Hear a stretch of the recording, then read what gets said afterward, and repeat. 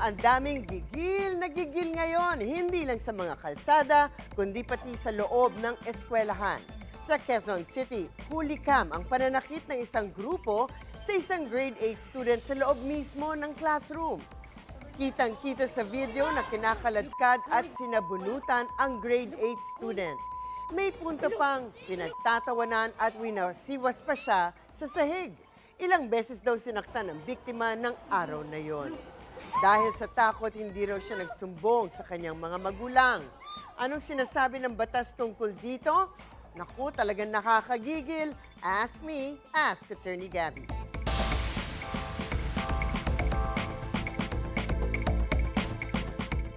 Attorney, grade 8 students pa lang ang mga ito at nasa loob pa ng classroom. Ano po ang sinasabi ng batas tungkol sa ganitong sitwasyon na tila pinagkakaisahan ang isang estudyante? Ay nako, talagang ilang beses na ba natin ito napag-usapan? Issue talaga ng bullying, napakadalas na nating nakikita at nababasa at napag-uusapan dito.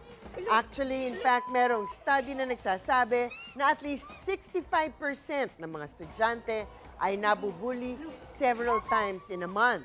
At alam na rin natin na meron tayong Republic Act 10627 o ang Anti-Bullying Act na ang main objective talaga ay maprotektahan ng mga estudyante laban sa anumang uri ng bullying sa mga institusyong pang-edukasyon.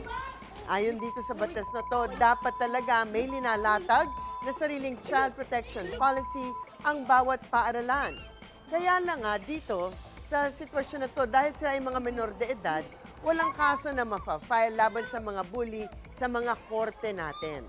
Pero merong mga posibleng administrative sanctions sa paaralan para sa mga bully at ang mga administrative sanction na yan, maaaring mag-range mula reprimand lamang hanggang suspension, hanggang expulsion o exclusion at pagpapapraltik nga mula sa paaralan.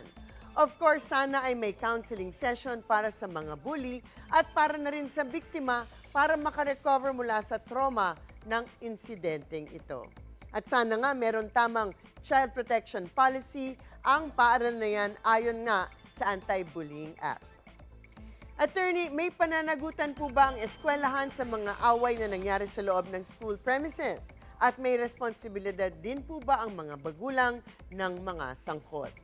Sa ilalim ng Article 218 at 219 ng Family Code, kinikilala ng batas ang Special Parental Authority ng mga eskwelahan, ng mga administrador at mga guro nito.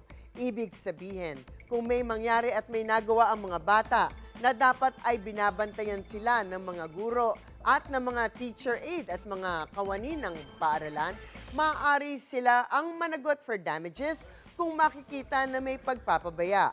Sabi ng Family Code, sila ay principally and solidarily liable para sa mga danyos na ito. Mananagot din ng mga magulang in case hindi panagutan ng paaralan ang danyos na ito. Take note kung ang bullying ay nangyari sa labas ng paaralan at hindi na ang mga teachers ang nagbabantay sa mga ito at hindi ito school activity, ang usual rule pa rin ng ang mga magulang ng menor de edad ang mananagot at siyang iiral. Bottom line, parehong may pananagutan ang mga paaralan at mga magulang. Kailangan protektahan ng mga paaralan ang mga estudyante laban sa bullying at ang mga magulang naman may obligasyong turuan at gabayan ng kanilang mga anak para hindi ito maging mga bully. Saka siguro yung mga violence sa mga telebisyon, sa internet, yan, nagiging siguro isang sanhiyan kung bakit napakagaan ng mga kamay ng ating kabataan ngayon. Ang mga usaping batas, bibigyan po nating linaw. Alam nyo na, para sa kapayapaan ng pag-iisip, huwag magdalawang isip. Ask me, ask Attorney Gabby.